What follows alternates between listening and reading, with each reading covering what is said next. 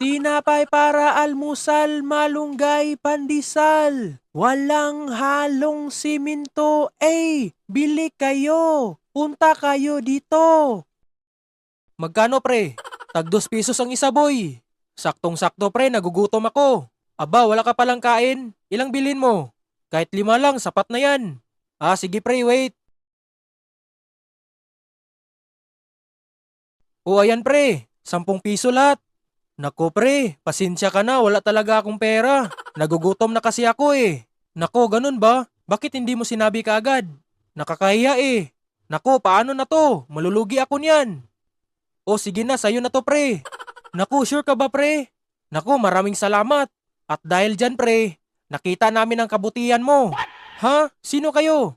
Social experiment lang to pre, para makita namin kung sinong mabuti dito sa mundo. Naku, parang vlogger to ah. Haha, jackpot ako ngayon. Kami pala ang Team Kalbo. At dahil dyan, nanalo ka ng... Naku, ano kaya to? 10 pesos. Pambihira, saktong-sakto to sa nakuha mong pandesal pre. 10 piso yan lahat. Alam mo pre, dahil dyan, binigyan mo ako ng 5 tinapay na nagkahalaga ng 10 pesos, di ba? Ibigyan din kita ng 10 pesos. Nanalo ka ng 10 pesos. La la la la la la la. Naku, parang may mali dito ah. May nakalimutan ba ako? Naku, paano na to? Yung malunggay pandesal at motorsiklo ko. Hindi! Manda talagang may gawa nito. Naku, kailangan ko pumunta sa barangay ngayon. Grabe naman to. Sir, pwede magtanong? Huwag mo akong kausapin ngayon boy, bad trip ako. Nagtatanong lang eh, kung dito ba nakatira si Jose? Hindi ko alam. Naku, ano bang nangyari sa'yo? May problema ba? Yung malunggay pandesal with motorsiklo ko nawala dito. Sino kayang may gawa nito? Aba, parang alam ko kung sinong may gawa nito. Nakakaawa naman tong si kuya. Aminin ko ba kung sinong may gawa? Umanda talagang may gawa nito. Kuya, alam ko kung sino ang may gawa nito. Sino ba yan? Sabihin mo. Basta sakay ka na lang dito. Baka mahuli natin yun. Sigurado ka ba sa sinabi mo? O nagbibiro ka lang dyan? Basta sumama ka lang. Sure ba yan? Naku, wala ka bang tiwala? Sige na, sasama na ako.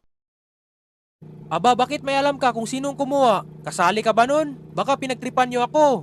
Wala ka bang tiwala? Grabe ka naman sa akin. Basta malalaman mo lang mamaya. Sabihin mo na kung sino. Nanggigigil na ako, boy. Aba, chill ka lang, ano ka ba? Sabihin mo na, wag mo nang patagalin. Eto na.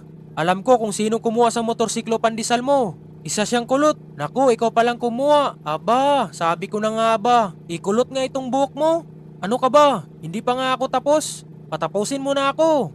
Isa siyang kulot at may takip sa bibig kulay pula. At yung shirt niya, kulay black.